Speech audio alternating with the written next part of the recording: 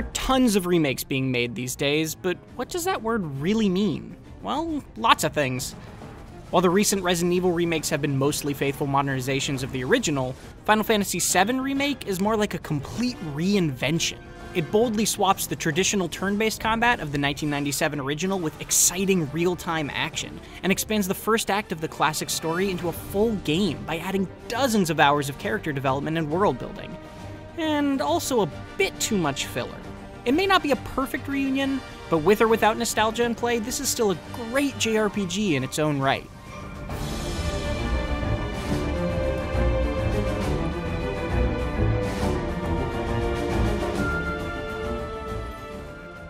Final Fantasy VII Remake zooms in on the first hours of the original game, which takes place in the city of Midgar. Here, Cloud Strife and his freedom-fighting allies battle the evil Shinra Corporation that run it, and that conflict has been stretched into a campaign that took me more than 33 hours to complete. It has spectacular style, both in and out of its epic cutscenes, and in its truly phenomenal soundtrack.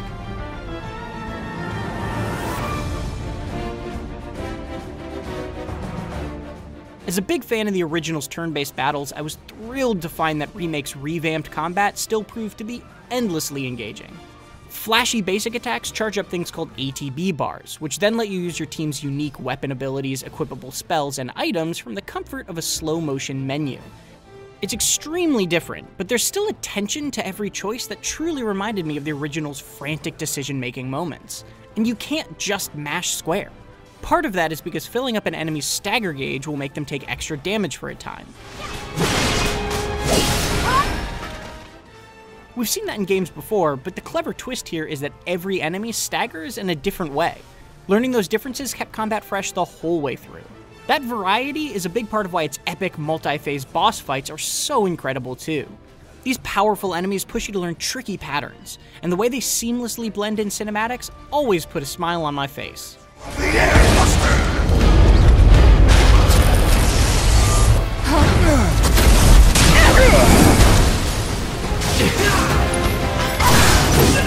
You have a massive amount of flexibility in your party management thanks to role-defining materia orbs and upgradable weapons. Materia can be slotted into any character's equipment to give them spells and buffs. That's important since your active team of 3 is entirely determined by where you are in the story. I just wish I didn't have to keep reslotting my best materia every time my party shifted. Thanks anyway. Weapon upgrading also had me digging through menus too much, but it's such a cool new system that I didn't mind. New weapons are rare, but they upgrade as you level to keep them relevant. I found myself frequently switching weapons as my materia builds and party changed, but even Cloud's signature starting weapon, the Buster Sword, remained a solid option. Rather poetically, it ended up being my favorite weapon by the end. Like that? I'll make sure you never forget my face! The visual variety of Midgar's levels is fairly impressive, ranging from dirty slums to industrial Shinra facilities. That said, the level design itself is serviceable but simplistic. The combat is always a blast, and that keeps momentum high, but there's not much else to think about beyond some simple puzzles and lightly hidden items. That makes the areas you're asked to retread for side quests a repetitive drag. Generally speaking though, I love that this brief section of a much larger RPG has been fleshed out with real character development and a more robust story. Okay, I get it. Mind letting me breathe? Depends. I loved learning more about Jesse, Biggs, and Wedge, and seeing lively neighborhoods full of people. One excellent new mission has you wrestling with the decision to turn off the giant sun lamps that provide light to Midgar's slums to progress, giving more direct weight to your group's actions. What I didn't love, however, was when this remake clearly decided it just needed more stuff to pad out its length, regardless of quality. The dullest of these by far are when Cloud is asked to do odd jobs around Midgar's slums. Suddenly, you're faced with bottom-of-the-barrel JRPG tropes that belittle the high-stakes events around them. A shopkeeper literally asks you to kill some rats. Then there's a little girl who can't find her kitty cats. Seriously? They said that a scary man was chasing them. There are plenty more, and sure you could skip these side quests, but that'll mean you miss out on extremely valuable items and unlocks, and can even influence later scenes in subtle ways. What exactly is it you're trying to say, Merc? You need people who can follow orders, too. This pointless filler isn't always reserved to just side quests either. A handful of the new main missions similarly push you through events that feel totally irrelevant. They can be amusing diversions, but if you could somehow skip a few of them entirely, you probably wouldn't even notice.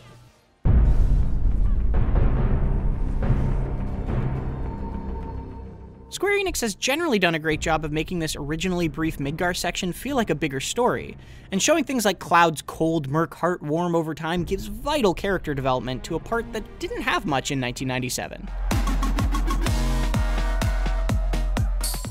But it also raises tons of unanswered questions. Some of those are clear nods for longtime fans that will be incomprehensible to anyone else, but a lot of the totally new stuff is convoluted and confusing regardless. The way its characters wantonly spout new nonsense it just expects you to roll with towards the end of the story can only be described as some Kingdom Hearts BS.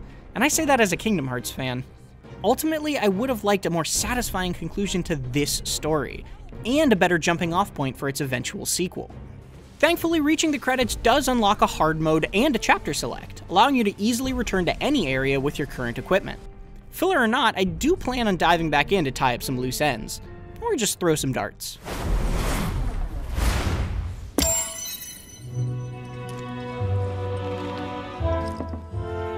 Final Fantasy VII Remake's combat is top-notch, and its enemy variety kept me constantly entertained.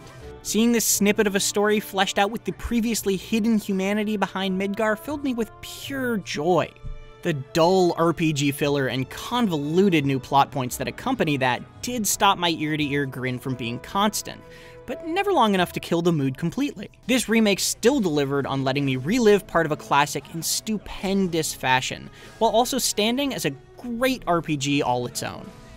Be sure to head over to IGN.com and read our full written review of Final Fantasy VII Remake. Also be sure to check out some of the new cutscenes compared to the original, or watch the first 15 minutes of gameplay. And for everything else, keep it right here on IGN. Can you believe it? I don't think anyone saw this coming!